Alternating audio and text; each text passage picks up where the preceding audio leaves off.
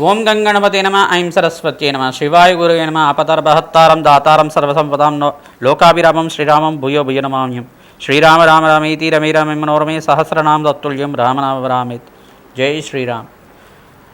మాతృభ్యో పితృభ్యో గురుభ్యో ఋషిభ్యో నమో నమః. యా దేవీ సర్వభూతేషు మాతృరూపేణ సంస్థితాః నమస్తస్తే నమస్తస్తే నమస్తస్తే నమో నమః. జై గురు దత్తాత్రేయ నమః. శ్రీమాత్రే నమో నమః.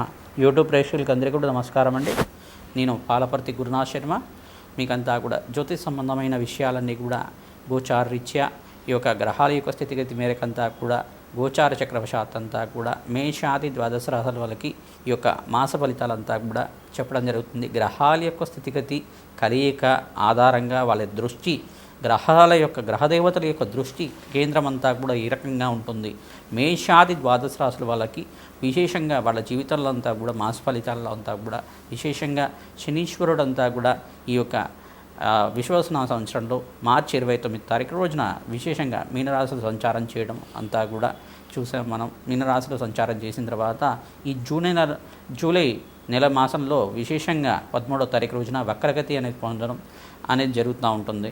ఈ యొక్క వక్రగతి నుంచి శనీశ్వరుడి యొక్క ఫలితాలంతా కూడా ఏ రకంగా ఉంటాయి, మేష ద్వాదశ రాశుల వాళ్ళకి అసలు శనీశ్వరుడు ఇచ్చే ఫలితాలు ఏంటి, ఏలినాటి శని అంటే ఏంటిది, అర్ధాష్టమ శని అంటే ఏంటి, అష్టమ శని అంటే ఏంటో తెలుసుకుందాం. విశేషంగా ఏలినాటి శని ప్రభావం అనేది ప్రధానంగా ప్రతి ఒక్క రాశి వాళ్ళకి ఉంటుంది. ప్రధానంగా చూసుకుంటే ఎప్పుడైతే శనీశ్వరుడు గోచారరీత్యా వ్యయ స్థానం అంటే వాళ్ళ స్వరాశి నుంచి, ఉదాహరణకి మేషరాశి వాళ్ళకి ఏలినాటి శని ప్రభావం ప్రారంభమైందనమాట. ఉదాహరణకి చెప్తున్నాం, మనకేంటిదంటే ఈ యొక్క వ్యయస్థానం అని చెప్పేసి అంటారు. వాళ్ళ రాశి కన్నా ముందు రాశి వెనకాల రాశికి అంటే వాళ్ళ రాశి కన్నా వెనకాల రాశిలో శనీశ్వర సంచారం మొదలైనప్పుడు ఏలినాటి శని ప్రభావం ఉంటుంది. ఆ 2.5 సంవత్సరాలు ఉంటుంది. అది వ్యయస్థాన శనీశ్వర ఏలినాటి శని ప్రభావం అని చెప్పేసి అంటారు. తర్వాత జన్మస్థ శని అని చెప్పేసి అంటే జన్మస్థ శని అని చెప్పేసి అంటే స్వరాశిలో ఏదైతే రాశి ఉందో మేషరాశి వాళ్ళకి మేషరాశిలో శనీశ్వర సంచారం జరిగినప్పుడు అది 2వ దశగా ఉంటుంది. అది 2.5 సంవత్సరాలుగా ఉంటుంది. మరియు ధనస్థానంలో అంతా కూడా ధనస్థానం అంటే ఇక్కడ మేషరాశి వాళ్ళకి ప్రధానంగా చూసుకుంటే మరియు వృషభ రాశిలో శనీశ్వర సంచారం జరిగినప్పుడు ఈ యొక్క తృతీయ స్థానంలో అంటే ప్రధానంగా చూసుకుంటే అంటే మూడో దశగా ఈ యొక్క 2.5 సంవత్సరాలుగా ఉంటుంది. అంటే ఏ స్థానంలో 2.5 సంవత్సరాలు జన్మస్థ శని అంతా కూడా దోషకారిగా అక్కడ ప్రధానంగా చూసుకుంటే అక్కడ 2.5 సంవత్సరాలు మరియు ధనస్థానంలో అంతా కూడా 2.5 సంవత్సరాలుగా ఉండడం. ఈ ఏలినాటి శని ప్రభావం అంతా కూడా విగిపోయిన తర్వాత విపరీత రాజయోగాన్ని ప్రసాదించే దేవుడిగా ఉంటాడు. ప్రధానంగా కర్మఫలదాత అని చెప్పేసి అంటారు. శనీశ్వరుడు అంతా కూడా కర్మఫలదాత, ఆయుష్ కారకుడు, ఆయుకారకుడు అంతా కూడా సంపూర్ణమైన పౌర్ణాయుష్ ఇచ్చే గ్రహంగా చెప్పడం జరుగుతుంది.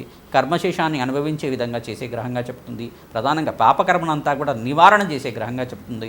ప్రధానంగా అఖండమైన రాజయోగాన్ని ఇచ్చే గ్రహంగా చెప్పడం జరుగుతుంది. విపరీత రాజయోగానికి కారణమవుతారు. రాజకీయంలో మంచి పదవి రావాలన్నా శనీశ్వర అనుగ్రహం ఉండాలి. విశేషంగా సంపూర్ణ ఆరోగ్యంతో ఉండాలన్నా శనీశ్వర అనుగ్రహం ఉండాలి. ఆర్థికమైన ఉన్నత స్థితి కలిగి అష్టైశ్వర యోగం కలగాలన్నా శనీశ్వర యోగం కలగాలి. ప్రధానంగా నవగ్రహాల్లో విశేషమైన స్థానం అంతా కూడా శనీశ్వరుడికి ఉంది. ప్రధానంగా చూసుకుంటే సూర్యపుత్రుడిగా ఛాయా మార్తాడ సంబుద్ధుడిగా చెప్పడం జరుగుతుంది. ప్రధానంగా చూసుకుంటే శనీశ్వరుడు అంతా కూడా తైలాభిషేకానికి ప్రీతమానసుడిగా ఉంటాడు. ఎవరైతే తైలాభిషేకం చేస్తూ ఉంటారో శని త్రయోదశి రోజు కానీ శనివారం రోజున కానీ విశేషమైన తైలాభిషేకం అంతా కూడా చేస్తుంటారు. ప్రాతకాలంలో అంతా కూడా అఖండమైన పుణ్యయోగం ఇచ్చే గ్రహంగా చెప్పడం. తిలదానము తిలహోమం ఆచరించడం వల్ల ఏలినాటి శని ప్రభావం నుంచి బయటపడడానికి ఆస్కారం ఉంటుంది. ఎవరికైతే కనుక ఏలినాటి శని ప్రభావం ఉందో మేషాది ద్వాదశ రాశుల వాళ్ళంతా కూడా శీఘ్రంగా కాయలభైరవ స్వామి దేవాలయంలో విశేషంగా అంతా కూడా కూష్మాండ దీపాన్ని వెలిగించాలి. ప్రతి అష్టమి తిథి రోజు కానీ శనివారం రోజు కానీ ఆదివారం రోజున కానీ పౌర్ణమి వేళల్లో కానీ అమావాస్య వేళల్లో కానీ అష్టమి నవమి తిథుల్లో కానీ విశేషంగా కాయలభైరవ స్వామికి అంతా కూడా అభిషేకము భస్మాభిషేకం ఆచరించిన తర్వాత ఈ యొక్క కూష్మాండ దీపాన్ని వెలిగించి అక్కడంతా కూడా స్వామివారికి ఈ యొక్క పరవాన్నాన్ని నివేదన చేయడం వల్ల పొంగలిని నివేదన చేయడం వల్ల మీకున్న ఏలినాటి శని ప్రభావం అంతా వీగిపోయి మీకంతా కూడా అష్టైశ్వర్య యోగం కలగడానికి ఆస్కారం ఉంటుంది.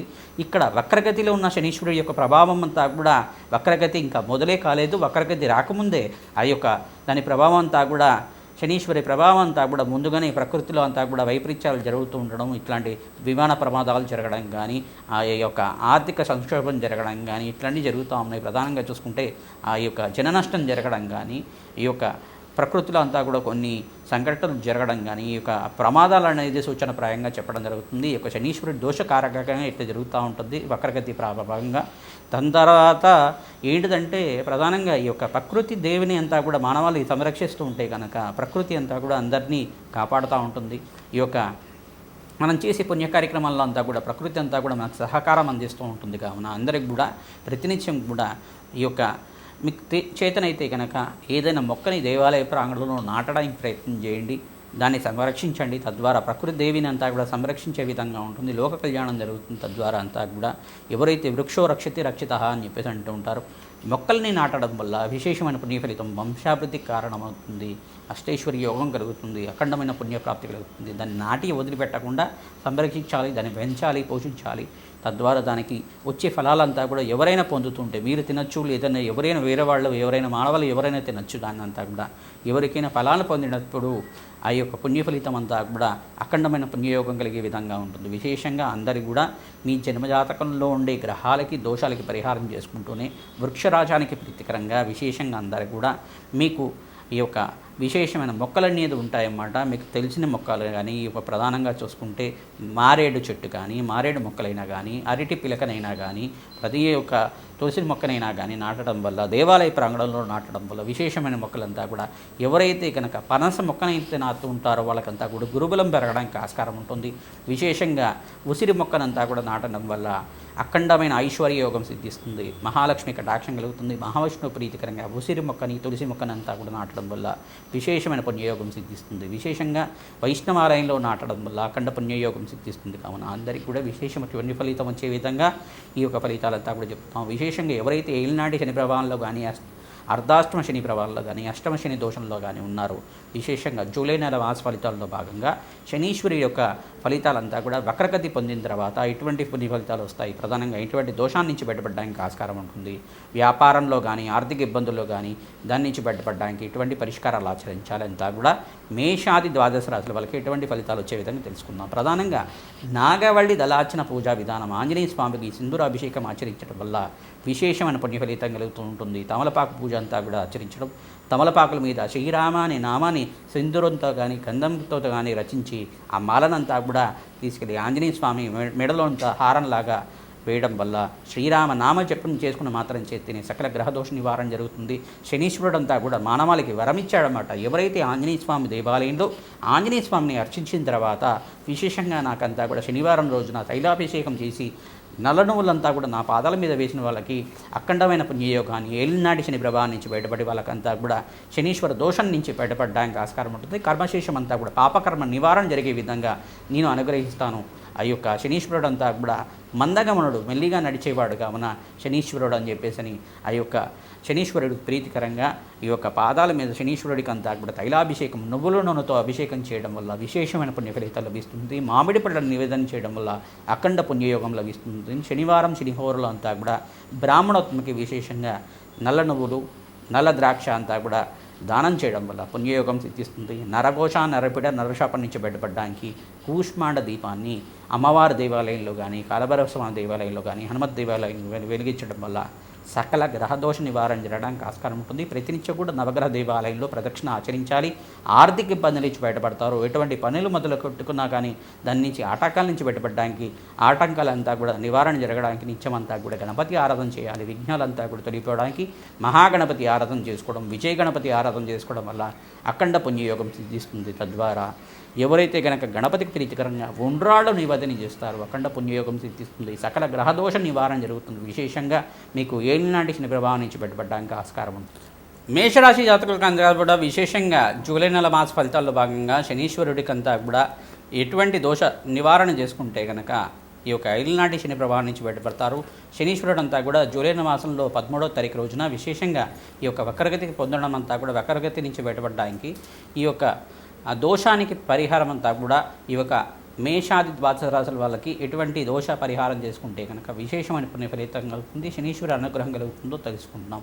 ఈ యొక్క ప్రధానంగా చూసుకుంటే మేషరాశి జాతకులంతా కూడా ఏనాటి శని ప్రభావం అంతా కూడా విశ్వాసనామ సంవత్సరంలో అంతా కూడా ప్రారంభమైంది. మీకు అంతా కూడా ప్రధానంగా చూసుకుంటే ఆర్థికంగా మీకు అన్నీ ఉన్నప్పటికీ కూడా మరి ఖర్చులు అనేది పెరగడం కానీ, శ్రమతో కూడిన సంపాదన పెరగడం కానీ, మీకంతా కూడా వ్యాపారంలో అంతా కూడా నత్తనకల్లాగా జరుగుతూ ఉండడం కానీ, అనుకున్న పనులంతా కూడా వాయిదా పడుతూ ఉండడం కానీ ఇట్లాంటివి జరుగుతూ ఉంటాయి. ప్రధానంగా చూసుకుంటే ఇదంతా కూడా ఏలినాటి శని ప్రభావంగా చెప్పడం జరుగుతుంది. విశేషంగా మీరంతా కూడా హనుమత్ ఆరాధన చేసుకోవడం వల్ల, వెంకటేశ్వర స్వామికి పిండి దీపారాధన చేయడం వల్ల ఈ యొక్క 7 శనివారాలు కానీ 11 శనివారాలు కానీ పిండి దీపారాధన అనేది ఈ యొక్క వెంకటేశ్వర స్వామికి ప్రీతికరంగా అంతా కూడా ఆచరించడం వల్ల, పసుపుతో అభిషేకాన్ని అంతా కూడా వెంకటేశ్వర స్వామి దేవాలయంలో అంతా కూడా శుక్రవారం రోజున, గురువారం రోజున, శ్రవణ నక్షత్రం ఉన్న రోజున అభిషేకాది కార్యక్రమాలు చేసుకోవడం వల్ల, తులసిమాలను అంతా కూడా వెంకటేశ్వర స్వామి వారికి సమర్పించడం వల్ల, నీ చేతికంతా కూడా వెండిది వెంకటేశ్వర స్వామి ఉంగరాన్ని ధరించడం వల్ల, మధ్యవేలికి ధరించడం వల్ల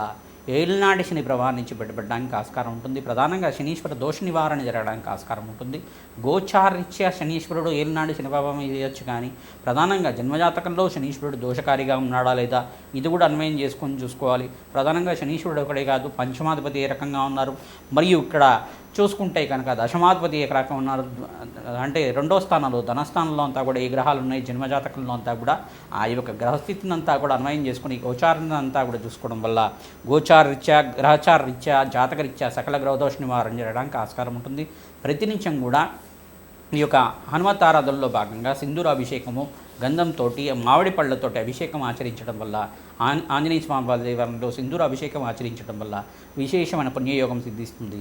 ప్రధానంగా మీరంతా కూడా నీలాంజన సమాభాంశం రవిపుత్రం యమాగ్జం ఛాయామార్తండ సంభూతం తం నమామి శనీశ్వరం అనే నామాన్ని ప్రతినిత్యం కూడా శనీశ్వరాయ నమః నామాన్నంతా కూడా ప్రతినిత్యం కూడా శనీశ్వర ప్రీతికరంగా జపం చేసుకోవడం వల్ల ఈ యొక్క సకల గ్రహదోష నివారణ జరగడానికి ఆస్కారం ఉంటుంది. శనీశ్వరుడు అంతా కూడా ఛాయా మార్తండ సంభూతుడుగా ఉన్న సూర్యపుత్రుడుగా ఉన్న అఖండ పుణ్యయోగాన్ని ఇచ్చే గ్రహంగా మారుతూ ఉంటారు.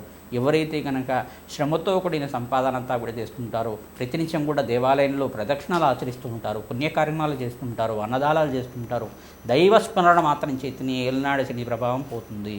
ప్రధానంగా చూసుకుంటే భగవతారాధన చేసుకోవడం వల్ల, అమ్మవారికి విశేషమైన పూజన ఆచరించడం వల్ల, నవగ్రహ శాంతి హోమాది కార్యక్రమాలు కానీ, చండీ హోమాది కార్యక్రమం, కాలభైరవ శాంతి హోమాది కార్యక్రమాలు ఆచరించడం వల్ల విశేషమైన పుణ్య ఫలితం లభిస్తుంది. సకల గ్రహదోష నివారణ జరగడానికి ఆస్కారం ఉంటుంది.